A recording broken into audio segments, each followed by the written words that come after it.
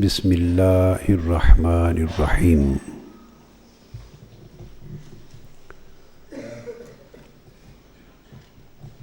قل لا اسألکم علیہ اجرا الا المودۃ فی القربى، صدق اللہ مولانا العظیم۔ امام طبرانی نے معجم کبیر میں روایت کیا اس آیت کریمہ کی تفسیر میں، اور امام ابن ابی حاتم نے اپنی تفسیر میں روایت کیا، اور امام حاکم صاحب المستدرک نے مناقب الشافعی میں روایت کیا عبداللہ ابن عباس رضی اللہ تعالی عنہ سے کہ جب یہ آیت کریمہ نازل ہوئی تو صحابہ کرام نے پوچھا، بات سمجھ گئے تو پوچھا، یا رسول اللہ صلی اللہ علیہ وآلہ وسلم،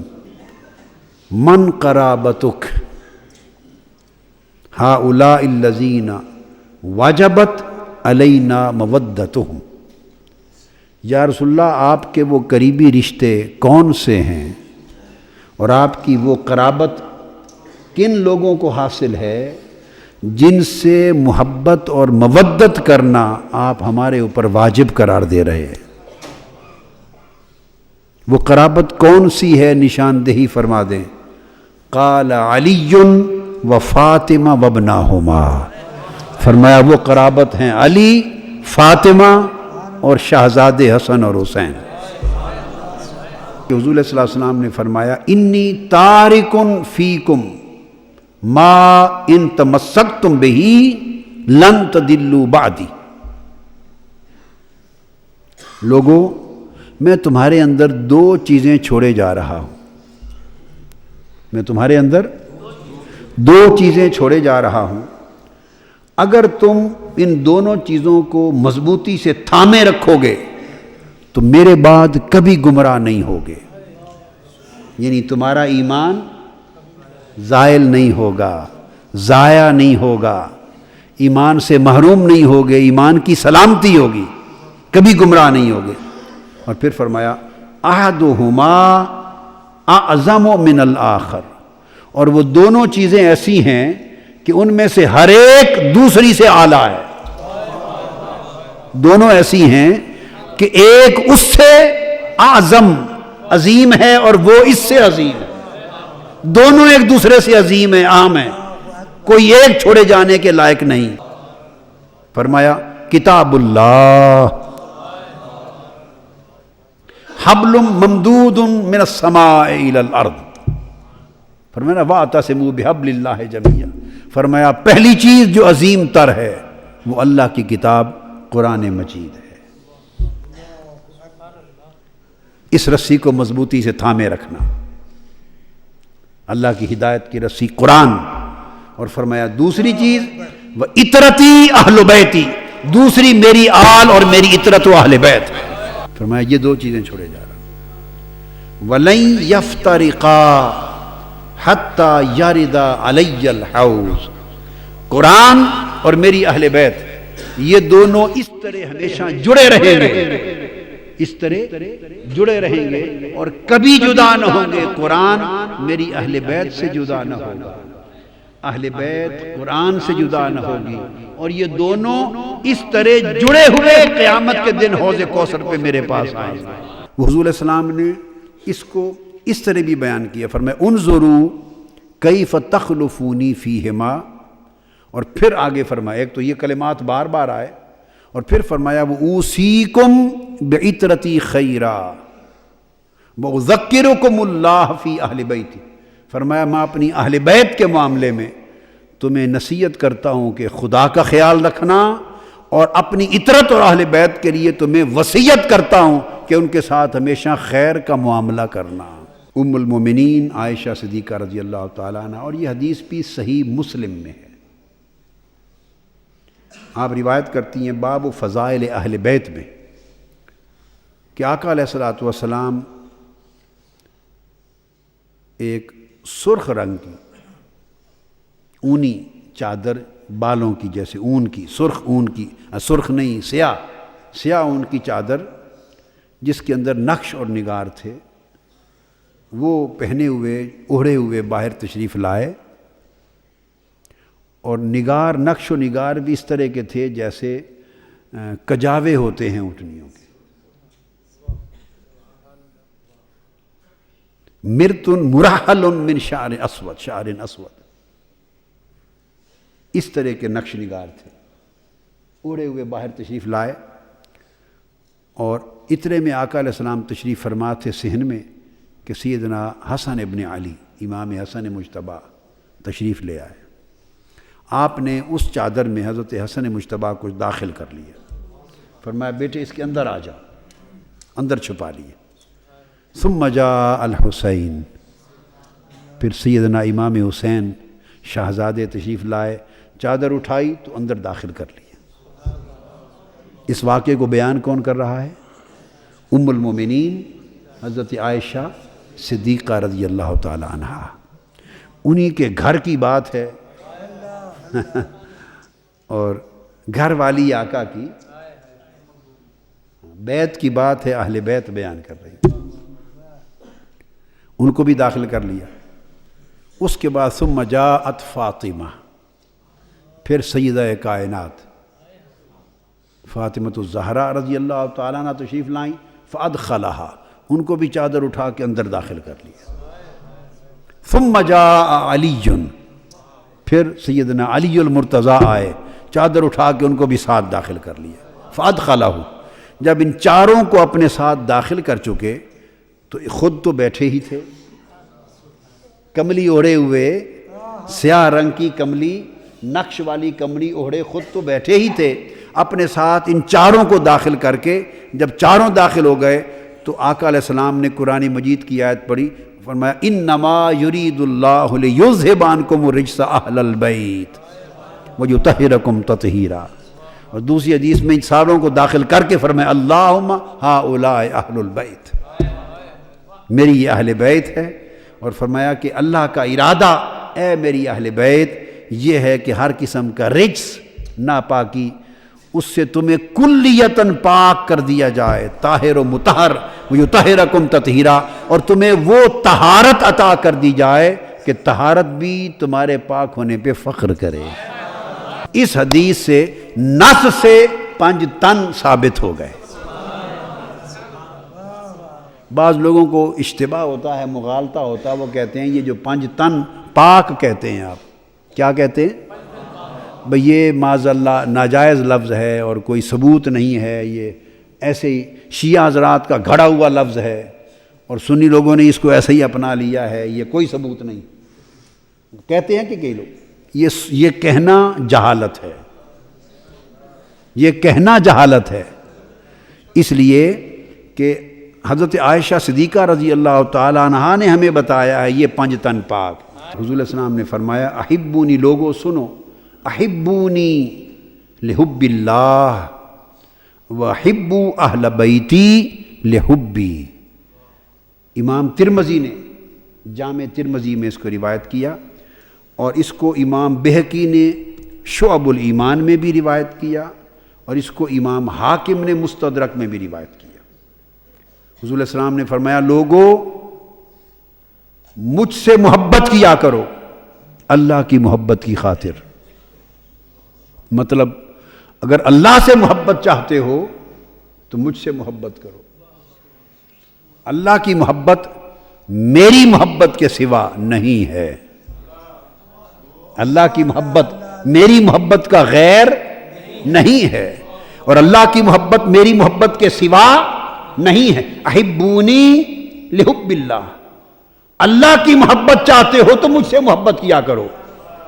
اب اسی قاعدہ کو مقرر کر کے آگے فرمایا وَحِبُّوا أَهْلَ بَيْتِي لِحُبِّي، اور اگر میری محبت چاہتے ہو تو میری اہل بیت سے محبت کیا کرو، کہ میری محبت اہل بیت کی محبت کے سوا نہیں ہے۔ تو آقا نے راستہ بتا دیا کہ میری محبت چاہتے ہو تو میرے حسن حسین سے محبت کرو،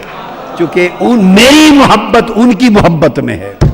اللہ کی محبت میری محبت میں ہے، میری محبت ان کی محبت میں ہے۔ کیوں؟ میں اللہ کا ڈھول ہوں، یہ میرا ڈھول ہے، میں اللہ کا ڈھولن ہوں، حسن حسین میرا ڈھولن ہے، میں اللہ کا یار ہوں، یہ میرے یار ہیں، میں اللہ کا حبیب ہوں، یہ میرے حبیب ہیں، میں اللہ کا محبوب ہوں، یہ میرے حبیب ہیں، وہ مجھے تکتا ہے، میں ان کو تکتا ہوں۔ آقا علیہ السلام نے فرمایا قال رسول اللہ صلی اللہ علیہ وسلم ان اہل بیتی سیلقون بعدی من امتی قتلا و تشریدا۔ آقا علیہ السلام نے فرمایا میری اہل بیت کا میرے بعد مقاتلہ ہو، ان کا قتل ہوگا، میرے بعد میری اہل بیت کو پر بڑے مصائب ہوں گے، میری اہل بیت پر میرے بعد بڑے ظلم ڈھائے جائیں گے، قتلا و تشریدا۔ اور دوسری حدیث میں الفاظ ہیں، آقا علیہ السلام نے فرمایا ان اہل بیتی سیلقون بعدی بلاء و تشریدا او تتریدا، ان پر بڑی بلائیں آئیں گی، بلا لفظ بلا ہے، ان پر بڑی آزمائشیں، بڑی تکلیفیں، بڑی اذیتیں آئیں گی اور ان کا خون بہایا جائے گا۔ اور آقا علیہ السلام نے فرمایا کہ سن لو بہائے گا کون؟ ان کا خون بہائے گا کون؟ ان پر ظلم اور مصائب و آلام کے پہاڑ گرائے گا کون؟ فرمایا اسی حدیث میں وَإِنَّ أَشَدَّ قَوْمِنَا لَنَا بُغْضًا بنو امیہ، فرمایا وہ بنو امیہ میں سے لوگ ہوں گے، فرمایا وَإِنَّ أَشَدَّ قَوْمِنَا لَنَا بُغْضًا بنو امیہ، وہ بنو امیہ میں سے ہوں گے لوگ جو میری قوم یعنی میری قرابت اور اہل بیت کے ساتھ بغض میں بڑے شدید ہوں گے۔ ان کی طرف اشارہ کیا کہ میری اہل بیت پر، میری آل پر، میری اولاد پر، میری قرابت کے ٹکڑے کریں گے، انہیں قتل کریں گے، ان کا خون بہائیں گے۔ تو پھر حضور علیہ السلام نے فرمایا جسے امام ابن کثیر نے اس حدیث کو البدایہ والنہایہ میں رقم کیا ہے، تخریج کی، فرمایا قیامت کہ میری امت میں عدل کا امر قائم رہے گا، اور پہلا شخص جو اس عدل کے امر کو، میرے دین کے امر کو تباہ و برباد کرے گا، فرمایا وہ بنو امیہ کی بات کی تھی، پھر فرمایا وہ پہلا شخص ہوگا یقال لہ یزید، اس کا نام یزید ہوگا۔ اور آقا علیہ السلام نے فرمایا صحیح بخاری کے اندر ہے، کیا؟ صحیح بخاری شریف میں آقا علیہ السلام نے باب قائم کیا، امام بخاری نے فرمایا کہ قریش میں سے ہلاک امتی، میری امت کو ہلاک کر دیں گے قریش کے کچھ جوان لونڈے، یزید کا اشارہ۔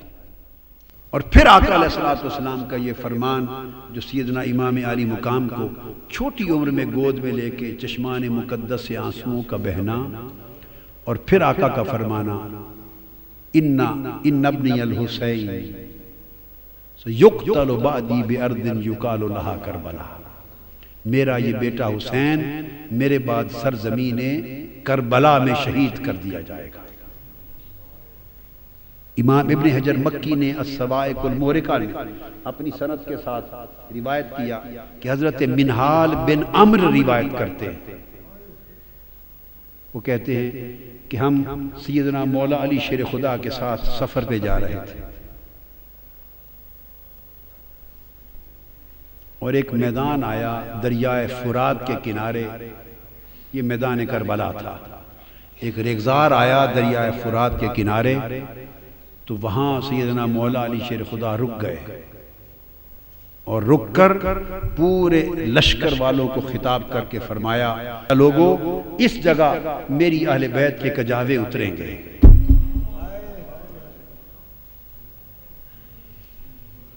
اس جگہ میری اہل بیت کے کجاوے اتریں گے، موضع رحال، اس جگہ میری اہل بیت کے خیمے جلائے جائیں گے، اس جگہ میری اہل بیت کا خون بہایا جائے گا، میرے حسین کا اور ان کے اصحاب کا اور آل محمد کی پوری جماعت، پورا خانوادہ، پورا گلشن اہل بیت رسول اس جگہ یقتلون بہذا العرصہ، اس جگہ قتل کر دیا جائے گا، اور جب ان کا قتل ہوگا تب کی علیہم السماء والارض، وہ تو آنسو بہانے والے تو شہید کر دیے جائیں گے، قیدی بنا لیے جائیں گے، ان پر آسمان اور زمین آنسو بہائیں گے۔ اور پھر کہ جب آقا علیہ السلام نے ساری نشاندہی کر اور ایک روایت میں فرمایا کہ جس سرزمین پہ میرا حسین شہید ہوگا بے ارض تفن و کرب و بلا، وہ کرب اور بلا کی سرزمین ہوگی۔ ایک جگہ فرمایا فرات کے کنارے پر میرا حسین شہید کر دیا جائے، کہ جب آقا علیہ السلام نے فرمایا ام سلمہ سے، حضرت ام فضل سے مروی کہ جب مٹی عطا کی تو فرمایا اس کو سنبھال کے رکھ لے ام سلمہ، فَعْلَمِي اذا تحولت هذه التربة دما فاعلمی ان ابنی قد قتل۔ ام سلمہ اس مٹی کو سنبھال کے رکھے، جب یہ مٹی خون میں بدل جائے تو سمجھنا میرا حسین شہید ہو گیا ہے۔ حضرت ام سلمہ کہتی ہیں کہ 10 محرم کا دن تھا، جب فرماتی ہیں ایک دن تھا دوپہر کو قیلولہ کے لیے مدینہ میں لیٹی ہوں، اچانک میں نے دیکھا آقا علیہ السلام تشریف لائے، وَعَلَىٰ رَأْسِهِ وَلِحْيَتِهِ التُّرَابُ فَقُلْتُ مَا لَكَ يَا رَسُولَ اللَّهِ صلی اللہ علیہ وسلم قَالَ شَهِدْتُ قَتْلَ الْحُسَيْنِ آنِفًا۔ میں لیٹی ہوں، اچانک آقا علیہ السلام تشریف لے آئے، خواب میں نے دیکھا کہ آپ کے سر انور پر اور آپ کی ریش مبارک پر گرد ہے، گرد آلود ہے سر انور،